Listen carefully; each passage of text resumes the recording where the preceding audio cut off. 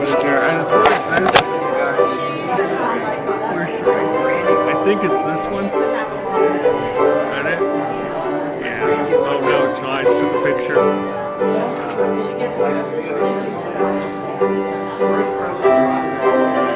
Is here a record button? That's probably it.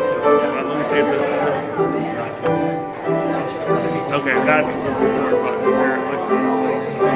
Right there. So you just set it up and hit that button. Record. Anyway, the new computer. Have you seen this yet? I looked at it and I didn't know what to do. Okay. The biggest difference is like there's an announcement. Oh, okay. And the reason that it was set up like this is because if I try to scroll down, every 12 seconds it will bump me right back up to the top. So that's why it's done separately. But the only difference, that's something you set up before, and then once the service starts, click on here. But what's nice is, the way this works is that'll just keep going unless I double click on something. So if I want this screen to come up, Oh, okay. You know, yeah, right. Nothing changes on the screen unless you double click. So you can single click on anything to look at it. So if I want to look at this or add this or whatever, I can do that and nothing's changing up there. I've been working like crazy in January. I haven't had a chance. Yeah, it's very dark on Sunday. Oh, I work 7 days a week for 2 weeks. Is it tax season or Well, it's year end for me. I have this giant stuff hearing, which is just ending. okay? Well, no, she's going to be on call looking at at least for okay. Because she's going to be running this thing. Okay. Show me how to fire. Okay. If I wanted this screen to come up, I could just double click it. Theoretically.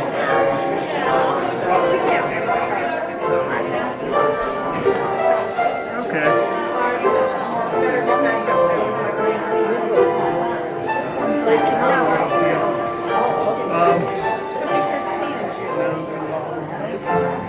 Let's do the edit. Okay, yeah, you have to double click on here. This edits. Oh, okay. That's where I was getting myself confused. So, and then the other thing is if you go to like the him, that this is where the additional version here. Down there. Well, you can or you can still use the space. Oh, okay. But if you see something like in him, you know, before you would just kind of go through over here, then all the versions would come up. Here you have to pull it up and then everything below it. So like the affirmations here. So yeah, you can either double click here or you can you just use the space bar. So like if I double click, if I do that, then just hit the space bar. Like that. If they're paying attention. They might not be. Yeah. Okay. So that's that's really the only big difference. I'm here on a Saturday, and I'm looking at this, and I'm thinking, I'm not touching it. I had work all day. Yeah. I'm not touching this. I didn't know where to put it on my aisle. I didn't want to screw anything. Yeah. So, okay, at least I have a little bit of an idea. Yeah, so once you just remember the biggest thing is to click announcements to the actual when the service starts. And then you get, like I said, you can pull it up and then just double click down here. And then you can pretty much use the space bar. Because you can still see what's going to come up next. And so over here, that's still your previous screen. So otherwise it's pretty much the same. Pretty much the same. Yeah. The same but different. Yeah. Oh, I better go. But yeah, and I'll be back after next week. Yeah. And my team is counting you're doing next week. My team's doing like the next All right, thanks. Is the camera angle look okay? On both sides. I'd say you can zoom in a little bit more. Okay, yeah, good.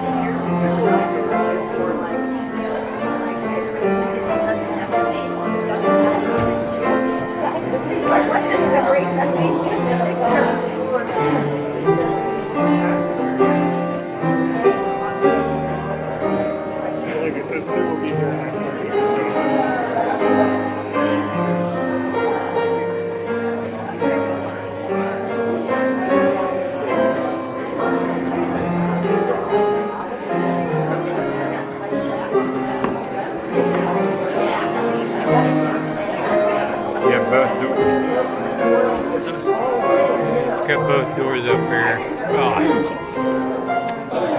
my big old Yeah, I fingers. try to keep both screens in if we can. But it's not happening. Well, as long as you got both doors, you have everything going. Right. Yeah. That's pretty good. There's the organ. Have you been to Florida a little? It looks like it's a little. I mean, is this like a Yeah. different angle? Okay. Yeah, I like tipped that. it up so you can see I it. like that. That's a good angle. I like that a lot. Everybody's been changed.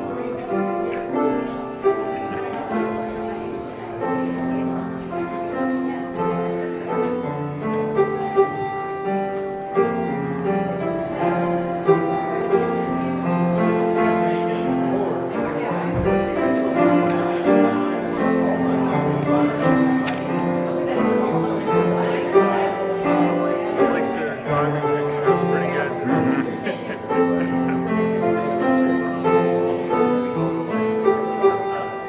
I like that angle. So you just get That's is that? yeah, the screen Oh, is. okay. I like that. I didn't know you could do that. We always like this to our right. Left screen's cut off. There we go. God is good. All the time. And all the time. Amen, my friends, and amen. A few announcements this morning. As you can see on the screen behind me, or find your programs. First of all, we have visitor cards and reviews. If you're a guest today, we'd love for you to fill one out. Here's why. We can let you know what we're doing here at Mercy and Methodist Church, but also we can let you know why we do what we do. There are also prayer cards in the pews, whether it's for a private prayer request, which means it's my eyes only, or if it's public, that means we'll pray for each other as we put that name or request in the program inside your bulletins. Either way, that way we can be praying for each other as well. There are written copies of today's sermon, at least the rough direction we'll be going, in the entranceway right by where Brandy is holding the acolyting wand. So if you're interested, go ahead and grab one of those on your way out or whatever piques your interest. Experiencing God growth groups are carrying on. This week we'll be looking at chapters 19 and 20. But it's not too late to join a group at all. There are multiple times, whether it's Tuesday nights, Wednesday afternoon, Wednesday evening, Thursday afternoon, Wednesday morning, and Wednesday evening, Thursday afternoon, Thursday evening, evening, and evening. If you'd like to join a group, there are plenty of spots and times to jump on in. So just check those out if you like. And for Marvelous Mondays, last week we had 35 children, 35, a brand new high. And the building's still standing, which shocks me. Either way, it's for 3-year-olds. All right, so there were 36 kids there. Thanks, Marianne. Somebody get duct tape for her. Moving on. Monday night, from 3-year-olds through 6th graders, 5:15 dinner served to 7 o'clock is Marvelous Mondays. It's a great time. If God's put on your heart to either help with a meal, sign up outside of the Sandra's office, which we also call the education office, or the family and children's ministry coordinator's office downstairs in the hallway. Or if you're interested in maybe helping, if God's put that in your heart, talk to Sandra Rogers or myself. Youth group tonight, 6:30 to 8 o'clock. Next Sunday will be the Super Bowl. I know the Super Bowl's on, and only a couple folks towards the back rows are happy about the results from last week. We pray for them. Otherwise, the Super Bowl will be next week as well, including the Super Bowl, which means we'll have the voting competition. Not that y'all can be competitive at all, as I watch some people just start loading up their own bowls for the possible soup winning.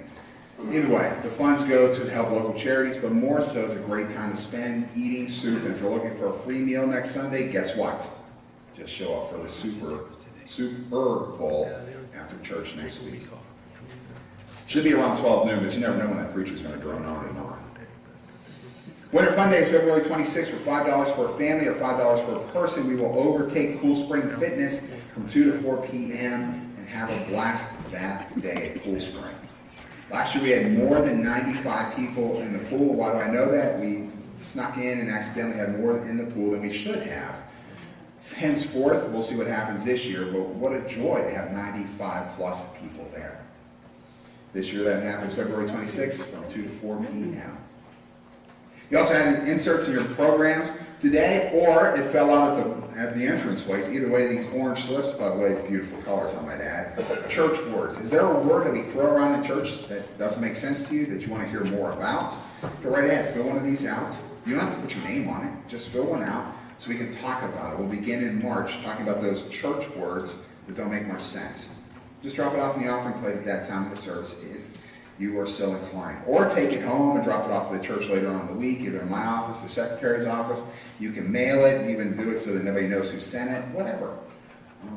Since there are words I'm still learning that we throw around in church, I'm not going to be judging you. But I encourage you, if you have a word you want to talk about, drop it on in there. Also this morning, we need to recognize something. Is John Wine still in the building? Marie, did he make a run for it? John, do you mind coming down? And if you do mind, I'm just going to do it from here. It's probably safer and easier if you come down. You should see the look he just gave me. One of the great things about John is he quietly is willing to serve. So John, I'm going to bring you up front here where you're just really not like this. John served on the trustees for I don't know how many years. In the midst of working on the farm and all the family requirements, John still was willing to serve as a trustee. John Wine, Mercy United Methodist Church thanks you and remains in your debt for your years of service as a trustee. We witnessed your servant's heart, and we've been blessed by your wisdom and projects to be done here at Mercy United Methodist Church. Always with a joyful smile. There it is. And a willingness to serve Christ through your work as an usher, we remain blessed by your gifts. We thank God for your service. More so, John, we thank God for you. John, thank you.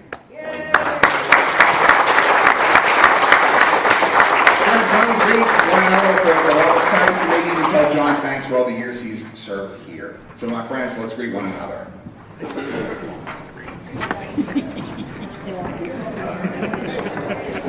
Shrek right here.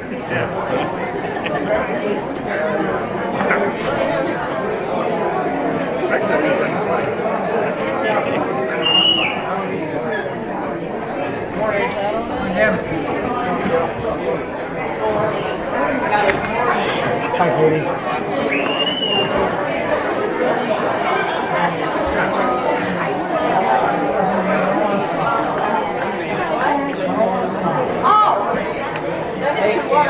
Look at I finally saw your mom. Oh, okay. She snuck up on me. Oh, okay. I said, gee, I haven't seen you. Yeah.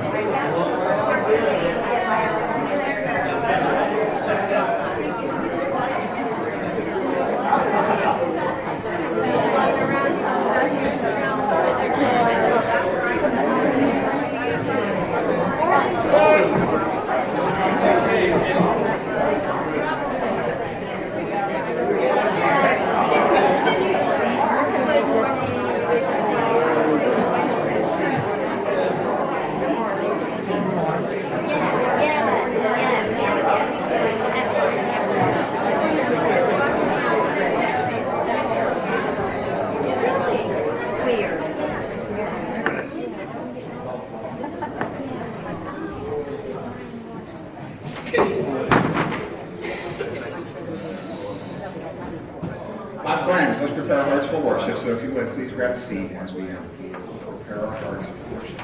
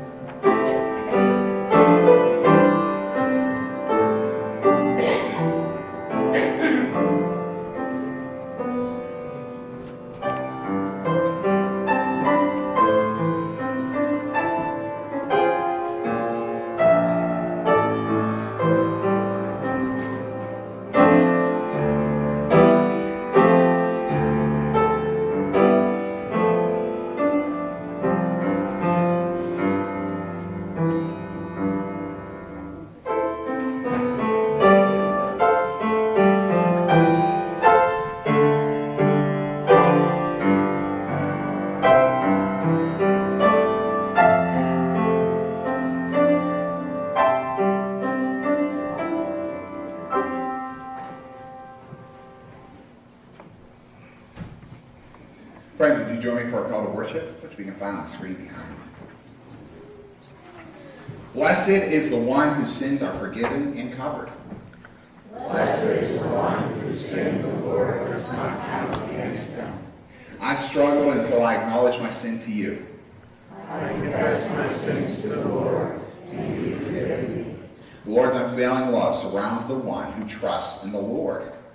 I rejoice in the Lord. I gladly sing to my loving God. Amen. So let's sing, my friends, hymn number 577. Hymn number 577, God of grace and God of glory. Let's stand together as we sing.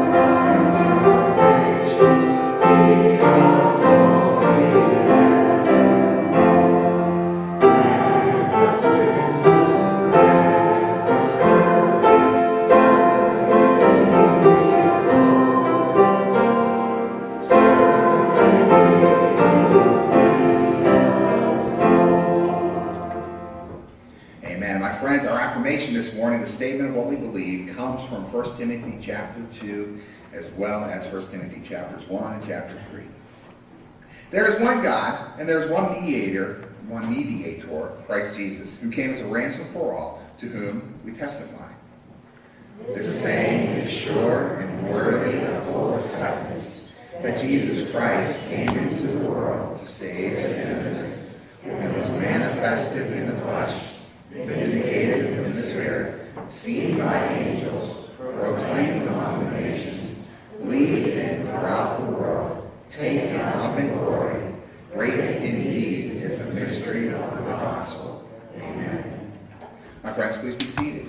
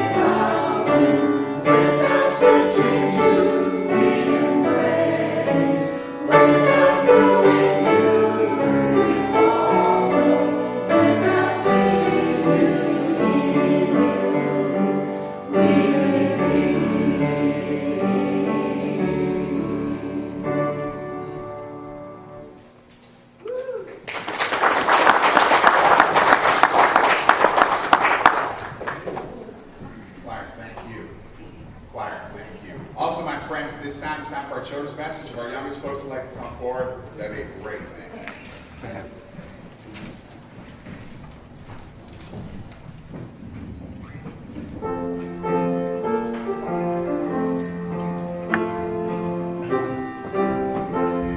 Morning, Elsie. Morning, Benny. Morning, Bella. Morning, Ava. Morning, Randy. Doug, Raven. Anybody else? John, what do you think? Looks like it's us. Benny, you and me, and the YWCA, it looks like. Good fun. All right. I've got a story for you guys from the Bible. You ready for this? It's taken from the lost chapter of the Bible. So Jesus was hanging out with these cranky, judgmental guys. And he said this. He told them this parable. And a parable is a story with a point. Suppose one of you has 100 sheep and loses one of them. 100 sheep. How many sheep do you guys own? No sheep? All right, just checking. What do you think this looks like? Looks like a sheep? So, he has 100 sheep and he loses one. That was close, John. Sorry. Does he not go leave the 99 in the field and go find the one? Wait a second, that doesn't sound right. Like if I have 100 pennies, that makes $1. But if I lose a penny, am I going to leave 99 pennies just sitting on the table at McDonald's to look for my penny?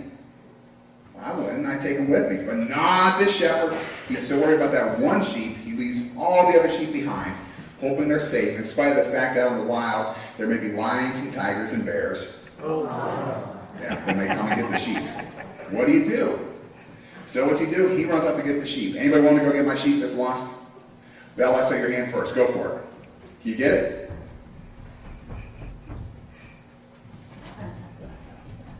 You rock. You just found my sheep. Thank you, Bella. Because you went to go get it? Thank you. Here we go. If you can find a sheep in there, though, I'm very impressed. Since they're just normal animal crackers, I don't think there are sheep in there. If there's a real sheep in there, don't eat it. We'll move on. But what the shepherd does whenever he finds that lost sheep, he brings it home and he's joyful. He's overjoyed. He's dancing practically with that sheep on his shoulders. He is just living it up. He lets his buddies and friends know he found the sheep he lost.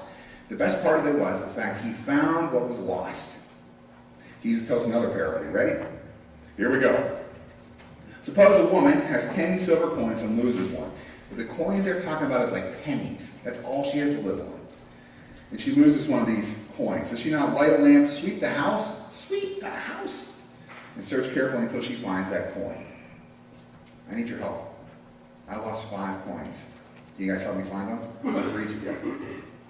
Anybody know? Bella, you started off. Looks like you are our finder today. If you can find one, go for it. Go ahead, everybody. If you guys want, I'll give you a hint. I'll give you a hint. There's a music stand with some papers on it, where I stood whenever John came up. There might be coins around there. I don't remember exactly where. But if you can find them, go ahead. One per person. Go for it.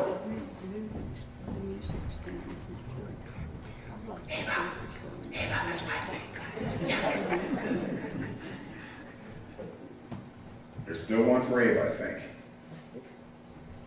All right, Ava didn't get one. Bella, can you give her one? You got one? Okay, Brandy, did you get one? Okay, where? Why don't we give Brandy one, because she came up here, she has to endure this. If you don't mind, Bella. You do mind, Bella. They're worth $1. Look at how much those are worth. She has 2. I know she has 2. Anybody know how much those are worth? I'll show you the extras. It's worth a whole $1. I forget where it says it on there. Some place it says a whole $1. Here, Brady, you've got better eyes than I do, or this will probably smarter too. Good. She has a wallet. Brady does? How do you know that?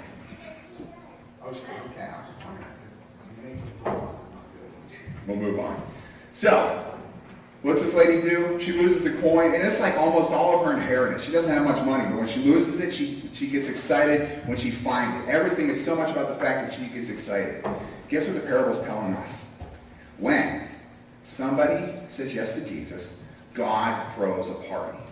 He is that excited. It's like a birthday and New Year's Eve all rolled into one. God gets that excited when somebody says yes to Jesus. Too often in church we forget about the fact of how much God is ecstatic and overjoyed and loves the fact that people come to him. Because if you're like me, I was once lost, but now I'm found. Let's pray. Father, we thank you so much that you love us enough that you're excited when we say yes to Jesus, or you'll be excited when we say yes to Jesus. It's in Jesus' name we pray. Amen. All right, guys, those coins are yours. Also, animal crackers for each of you for coming up. Again, if you find sheep in there, don't eat up the one that's still talking. Here we go, dollar. Got traded for $1 though? You still got it. You don't want that one? You want this one. You don't want this one? Oh, that one's bigger. Yeah, take that one. Good idea, Benny. Anybody want a bigger one? Dollar, you want to switch? No, those are the same ones. What are you doing? You're killing me, kid.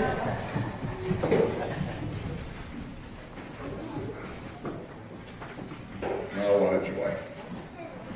Friends, what do you want to give God thanks for this morning? What would you like to praise God for who God is? What do we need to be praying for?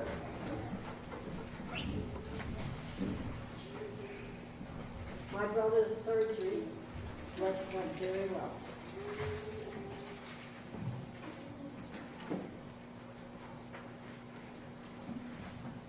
Do you remind us of your brother's name? Carl. Thank you. Thank you. Thanks be to God that Carl's surgery went well. Thanks, Jim. Friends, is there anything else we want to give God thanks for? Praise God for who God is, or anything we need to be praying for? Peggy. Kristen, she's been having some difficulties in a later stage of pregnancy and will probably be induced on Tuesday. So she needs some extra prayers. Okay, so be praying for Kristen, who, in the midst of pregnancy difficulties, might be induced Tuesday. Okay, thanks, Peggy. Mary Ann. My husband only has 4 more days of treatment, and then they'll reevaluate and see what he needs to do next. And his plan is buy himself a new truck, an old truck, but he's driving to Mexico. So if anybody has anything they want to send to Kate, get it to our house in the next couple of weeks. Okay. He's gonna haul it all down. Oh, neat. All right, so Mary Ann, she volunteered Finley to be your personal mover. Also, be praying for Finley in the midst of the final treatments for cancer, at least for this, I don't want to say stage, but at least this treatment period. Okay, thanks, Mary Ann. Friends, is there anything else we can give God thanks for? Praise God for who God is, or anything we need to be praying for. Clint and Mindy Glover had to leave. They are grandparents. Corey and his fiancee, they had their baby. Eowyn Rose Glover. If you're wondering what Eowyn comes from, it's from the Lord of the Rings. So it's Eowyn Rose Glover for Corey Glover. In other words, Clint and Mindy, if you saw, they were beaming up here in the choir loft. Also, Kathy Ringer wanted us to know that there's the possibility for her to receive a TENS machine, which would be, of course, one way to, through the electric shock to her system, it would be an implant that would help alleviate the pain that's going on. So we'll be praying for that as well for Kathy to see where that goes. Also, we'll be praying for the Trapasso and Segula families, where Jean Trapasso would be Christina and Jamie and Adeline from the first service. Their grandmother and Adeline's great-grandmother passed away this week. Also the Ty family, which would be Christine Usel's mother-in-law. They lost Aiden and lost their grandmother this week as well. And finally, also thank God for the fact that the Grayson David Hosack was born, which would be Terry Hinkson's grandson. That's a ton from the first service to remember, but a lot's going on. Friends, why don't we go to the Lord together in prayer?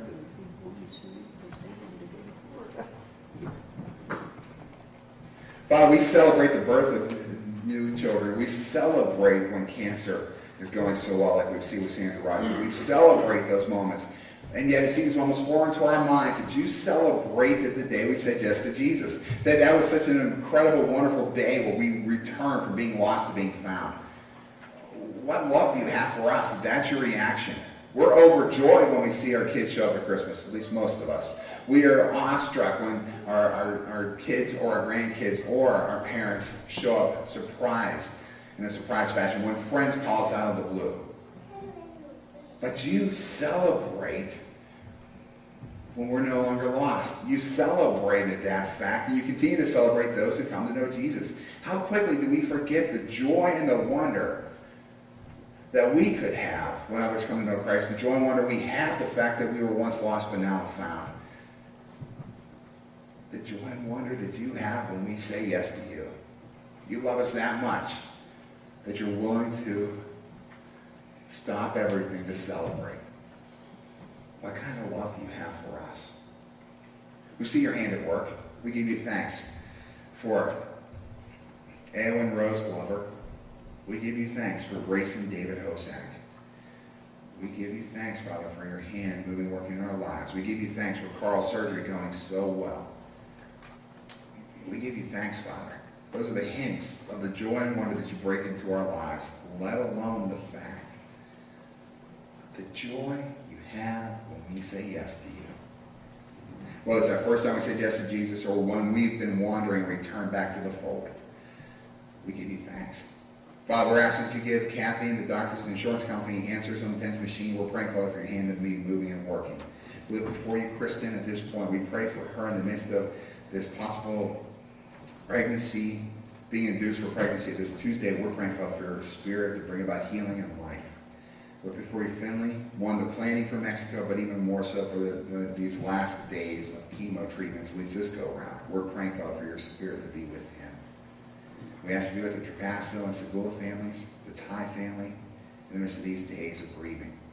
And especially with them now as the funeral service is going on for the Segula and Trapasso families, for Jean. You're the God who seeks us out. You're the God who aches for us to come back. You are the God who loves us with incredible love that you send your one and only Son to die that we might live. Now he lives that we might live eternally. And we give you thanks and praise as we pray, as Jesus taught us to pray. Our Father, who art in heaven, hallowed be thy name. Thy kingdom come, thy will be done, on earth as it is in heaven. Give us this day our daily bread, and forgive us our trespasses, as we forgive those who trespass against us.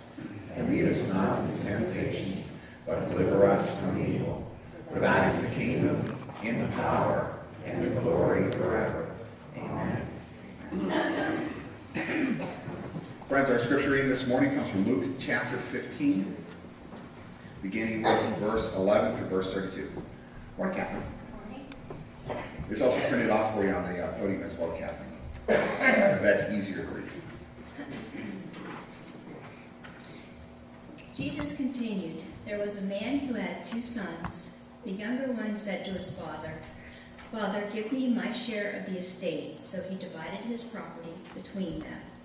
Not long after that, the younger son got together all he had, set off for a distant country, and there squandered his wealth in wild living. After he had spent everything, there was a severe famine in that whole country, and he began to be in need. So he went and hired himself out to a citizen of that country, who sent him to his fields to feed pigs. He longed to fill his stomach with the pods that the pigs were eating, but no one gave him anything. When he came to his senses, he said, 'How many of my father's hired servants have food to spare, and here I am starving to death? I will set out and go back to my father and say to him, Father, I have sinned against heaven and against you. I am no longer worthy to be called your son. Make me like one of your hired servants.' So he got up and went to his father. But while he was still a long way off, his father saw him and was filled with compassion for him. He ran to his son, threw his arms around him, and kissed him. The son said to him, 'Father, I have sinned against heaven and against you. I am no longer worthy to be called your son.' But the father said to his servants, 'Quick, bring the best robe and put it on him. Put a ring on his finger and sandals on his feet. Bring the fattened calf and kill it. Let's have a feast and celebrate. For this son of mine was dead and is alive again. He was lost and is found.' So they began to celebrate. Meanwhile, the older son was in the field. When he came near the house, he heard music and dancing. So he called one of the servants and asked him what was going on. Your brother has come, he replied, and your father has killed the fattened calf because he has him back safe and sound. The older brother became angry and refused to go in. So his father went out and pleaded with him. But he answered his father, "Look, all these years I've been slaving for you and never disobeyed your orders. Yet you never gave me even a young goat so I could celebrate with my friends. But when this son of yours, who has squandered your property with prostitutes, comes home, you kill the fattened calf for him." "My son," the father said, "you are always with me, and everything I have is yours. But we had to celebrate and be glad, because this brother of yours was dead, and he is alive again. He was lost and is found." Friends, it's the word of God for the people of God. Thanks be to God. Amen. Please stand if you're able.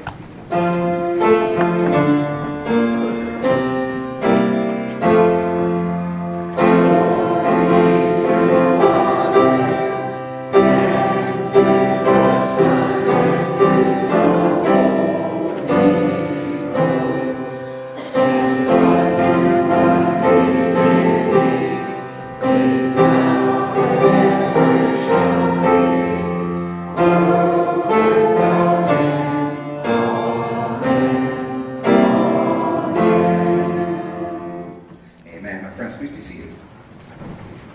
Luke 15, the lost chapter of the Bible. It reminds us of the lost. Those not in a love relationship with God. It reminds us of the lost, those of us who have wandered off. Maybe reminds us of the loss of what we were, or maybe where we still are. Being ones which don't have that kind of love relationship with God. Where are you? There's rejoicing when we return to God. That's what's clear about this passage, whether it's coins or sheep or sons. There's rejoicing for those who return. There's a party when we say yes to Jesus. Rejoicing occurred when you said yes to Jesus. Rejoicing occurred when I said yes to Jesus. Rejoicing when we stop wandering and return to the one who loved us so much he'd sent his son. God rejoices over you. God rejoices over me. Rejoices. Not, yay, this is fun. Rejoices. There, everything stops. Friends are called. People join in and celebrate. Yet we have this temptation, this desire to wander, to go get lost, as it might be. Yet God rejoices when we're found. When we stop that wandering. God rejoices over the lost who are found. See, there's rejoicing over the lost. We heard the rejoicing for this lost son. See, there's this passage, it's well-known. Parable of the Prodigal Son may be one of the most well-known parables in all the scriptures. The danger of talking about it is you've probably already heard it before, but we'll still do it anyhow. Welcome to the show. We have the son who comes to his father and says, "Dad, I want your inheritance." He's hinting here this, "Dad, I want you dead." Anybody feel like saying that to your parents? Anybody have kids that have said that? Don't share it right now. You don't want to do that. And yet, there's a time where the son in the parable says, "Dad, I want your money. You're worthless to me." What's fascinating is in that culture, the oldest son received most of the inheritance. It was not fair. The oldest son had the responsibilities, but also all the cash.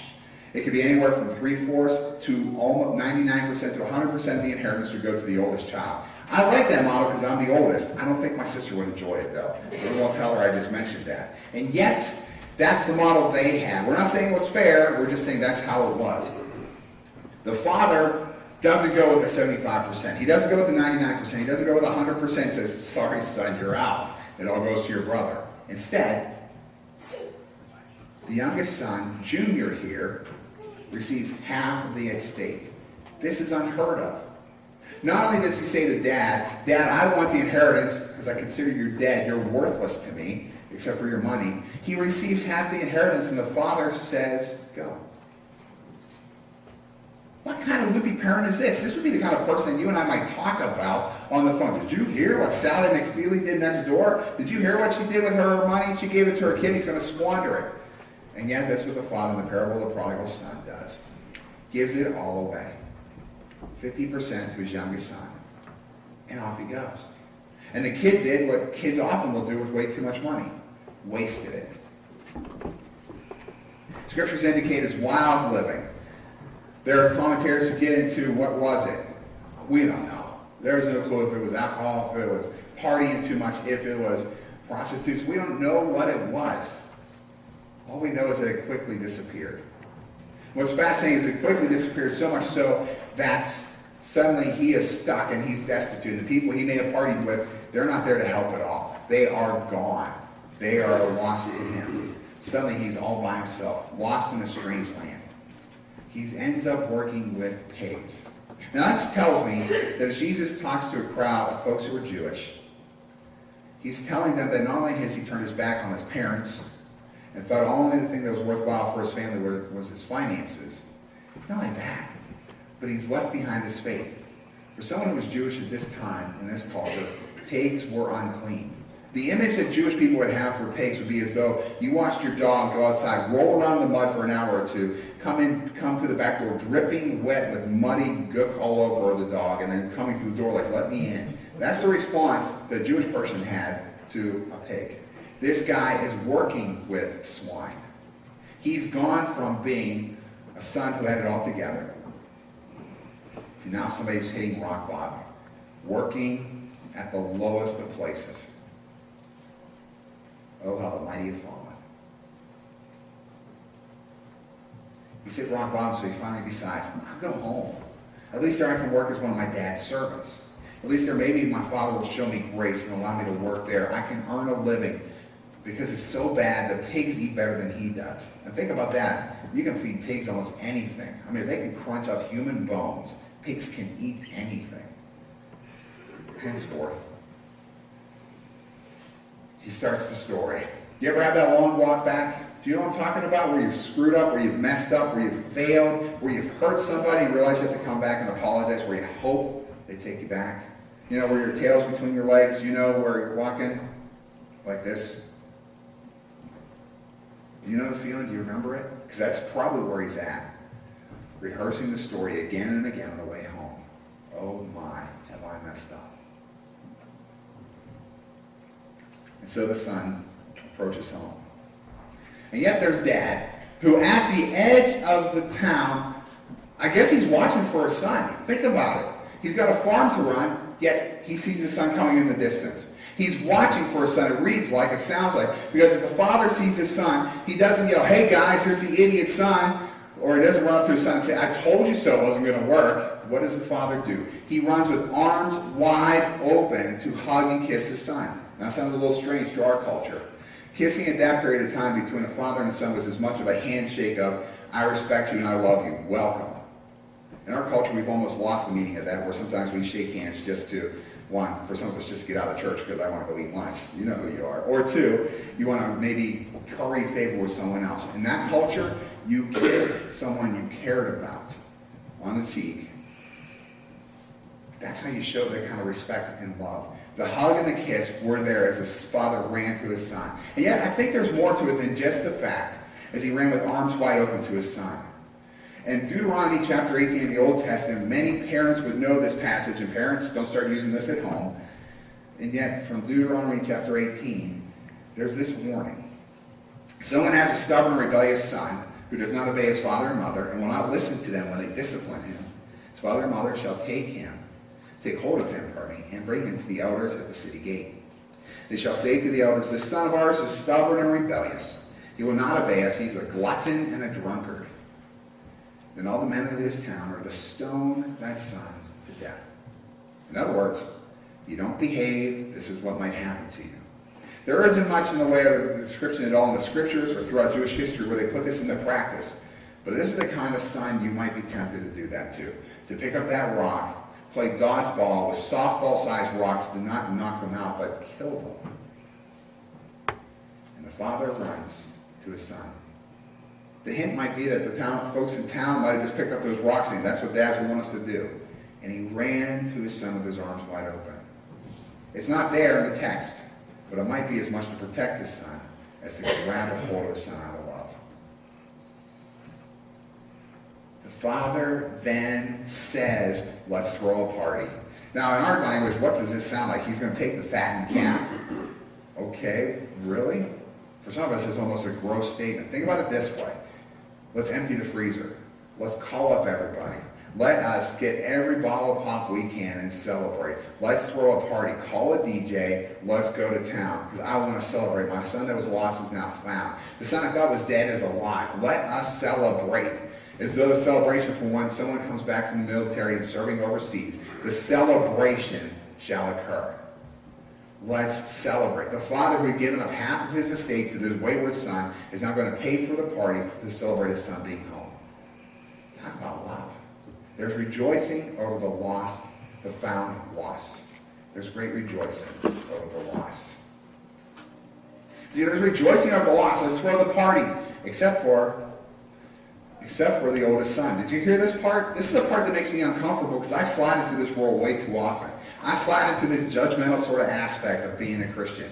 Because there's the son who did the right thing. He's the one who was there all the time. He's the one who did the things he was supposed to do. He's the one who went to church every Sunday. Oh, did I say that out loud? Yes, I did. He's the one who went to church every Sunday. He's the one who tithed. He's the one who served on those committees. He's the one who did what he was supposed to do. He's the one who, followed at least the laws of the Bible that he wanted to. He is the one who did the good. He was the good son. Except for this point. Because when his lost brother comes back, tail between his legs, asking for forgiveness, the older son says, what about this son of yours? You catch that line? This son of yours. Not my brother, this son of yours. I remember doing that once with Tina when we were first married. She brought a toaster into our marriage. The thing died on a Sunday morning. That toaster died. I looked at her and I said, what's wrong with this toaster of yours? I'm sorry, will two become one when you get married? No. Somehow everything was good whenever we were together except for her toaster. Yeah, that didn't go over so well. We'll just leave it there. Your toaster is terrible. You have this son of yours. The older son doesn't even care about his brother. This son of yours. The hint there is he's worthless. This loser, this vagabond. What's this jerk back for? I did the work. Dad, you didn't even give me anything to celebrate. And it says a goat or a kid in other translations. It's hinting at the idea. Dad, you wouldn't even give us a gift card to Haas's to celebrate with my friends. Yet you're going to take out and turn over the whole freezer, raid Sam's Club to celebrate this loser? What's with this? Dad, what are you doing? I've been here. I was working. Why don't you celebrate me? Son, you've been here, says the father. And he hints at the idea, I love you. And I'm so thankful for the time you were here. My son was dead and he's alive. He was lost and now he's found. I want to celebrate. And the trap I can fall into, and a lot of Christians can fall into, is, what about those folks? They don't deserve it. They haven't served their time. They'll just float in and float out. As though we get to make the call of who's worthwhile and who's not. God in this parable celebrates. God the Father celebrates the lost that are found. Throws the party. Christians, friends, we can too easily fall into the trap of being the oldest son. Getting cranky. That's not how God works. God the Father rejoices over the lost.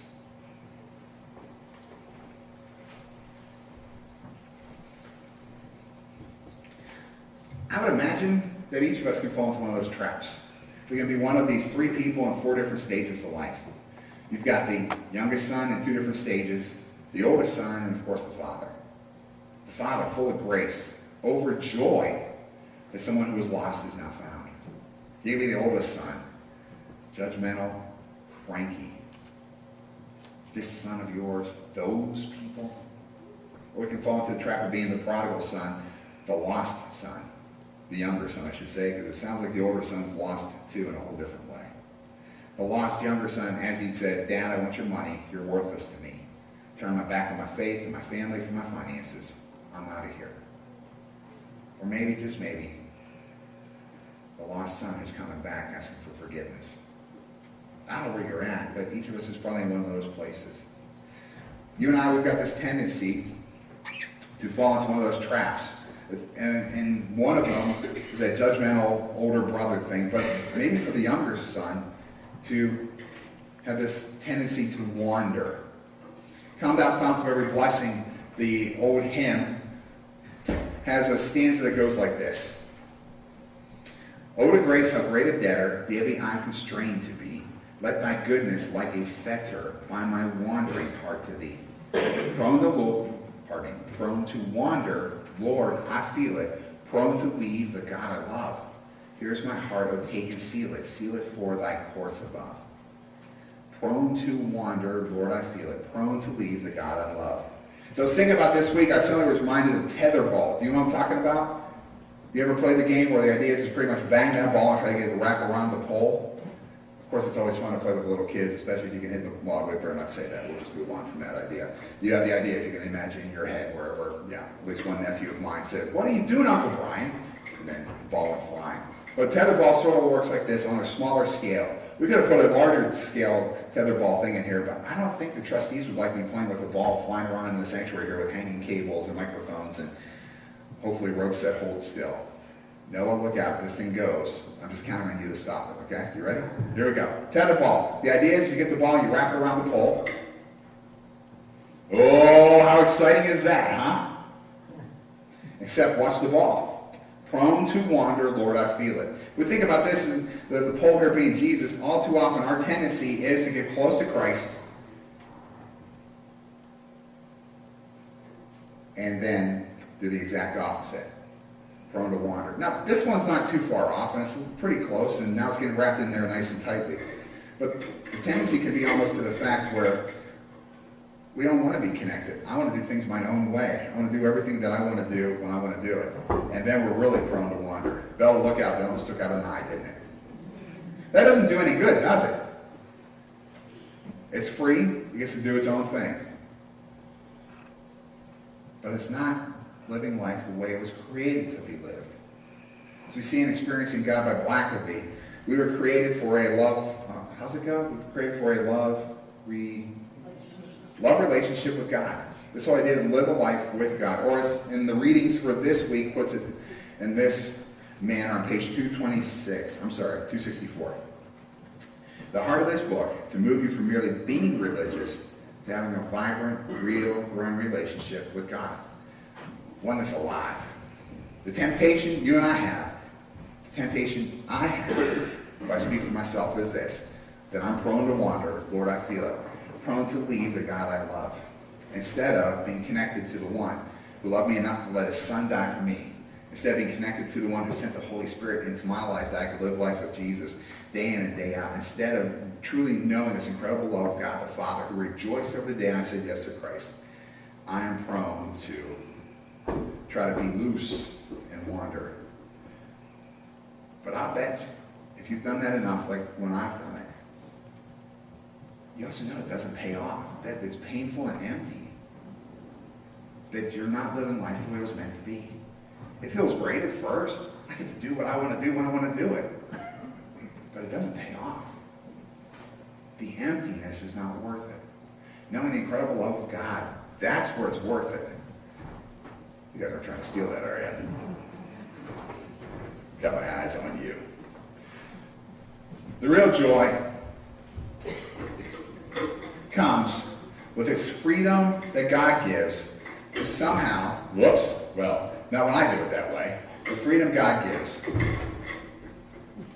All right, so maybe I need some help with tetherball, but you got the point. There we go, that's much better.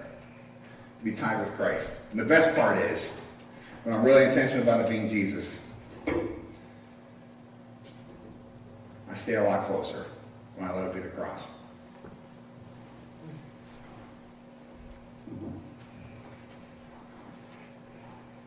We're prone to wander. The scriptures are full of it. We can look at whether it's a parable here in Luke 15, if you want to read Romans chapter 7, great and painful passage to read about how quick we are to wander off from God. And yet the joy of it is this incredible love of God keeps being poured out. Because there's God. When we wander off, when we do things on our own, or if you haven't said yes to Jesus Christ yet in your life, there's God waiting at the city gate, waiting, looking for us to come home. Arms wide open, saying, come on home. I'm waiting for you. My son, my daughter, was dead but is now alive, was lost but now is found. And then God throws a party. God rejoices and rejoiced. And rejoices and is rejoicing. And we say yes. So here's your assignment this week. There's something that happens when you're intentional about reading the scriptures for yourself. And I encourage you to read Luke 15, verses 1 through 32 this week. Reading about lost coins, lost sheep, and lost sons. Why? Something happens every time you read. I encourage you. Write down something that stands out. It might be the very first word you read. And it jumps out at you. Great. For each of us, it's going to be different because God speaks to us differently when we read his word. But journal it, write it down, tell somebody whatever works for you. But read it. Secondly, I encourage you to read through chapters 19 and 20 on experiencing God. If you haven't joined a growth group, do it. It'll be worth it for you. Whether it is Tuesday night, Wednesday morning, Wednesday evening for young adults, Thursday afternoon, Thursday evening, or Thursday evening, or Thursday evening. Even Thursday afternoon. Right, Bob? Yeah, forgot about Jeff. How could I forget Bob? Golly.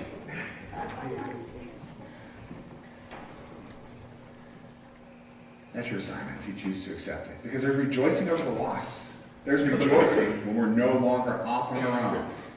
Whether we're off on our own trying to do our own thing as Christians or we're off on our own because we never said yes to Jesus. There's rejoicing when the lost are found. God celebrates our love for us. So you may feel like the prodigal son who ran off. You may feel like the returning, asking for forgiveness son.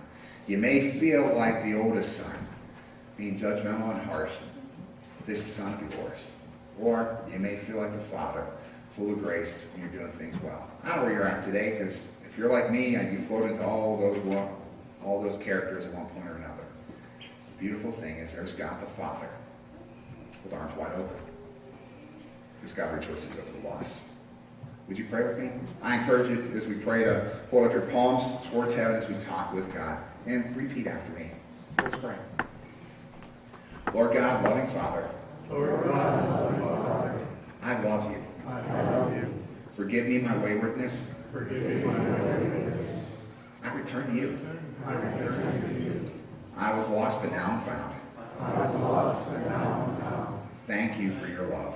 Thank you for your love. I pray in Jesus' name.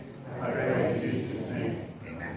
Amen. Friends, if you want to talk with me, then come up during the offering at this point. We can pray. I'll turn off the microphone and all that jazz. It's more about being right with Jesus. Otherwise, let's continue to worship with the giving of our tithes and our offerings.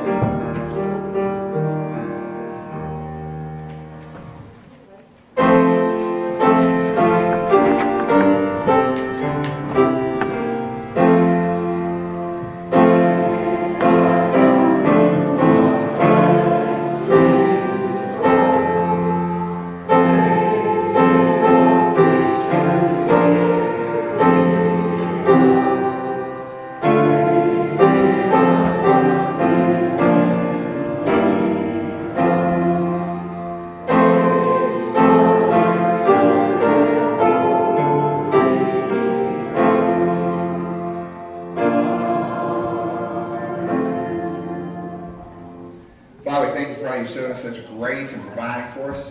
We give these gifts back to you. You do with them what you would, Father. They are yours. It's in Jesus' name we pray. Amen.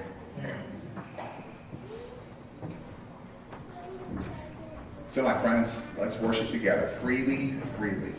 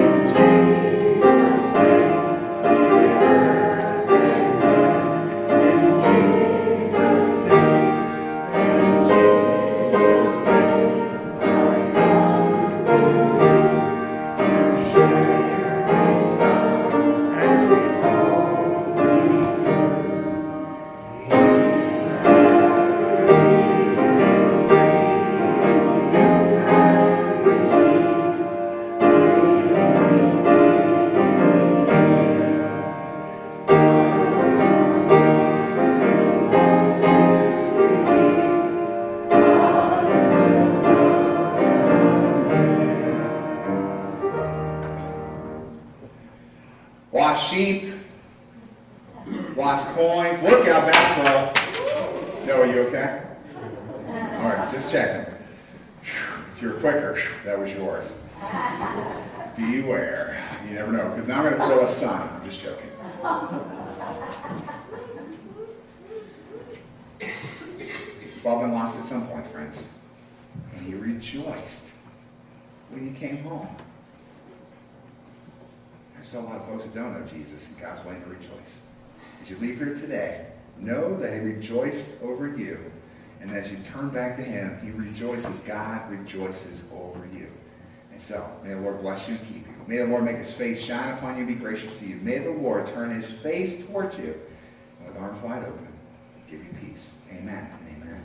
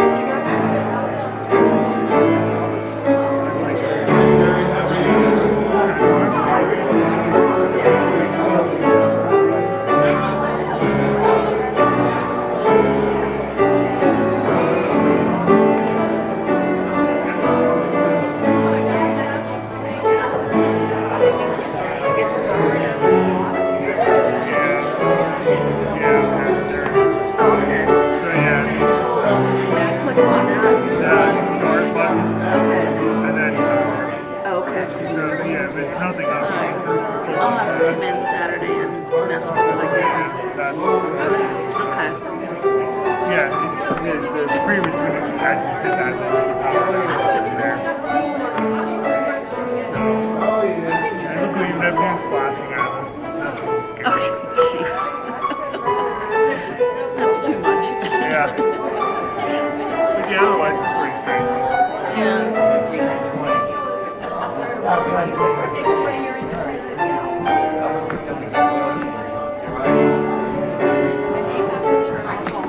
Yeah, it's like this. You just hit the record.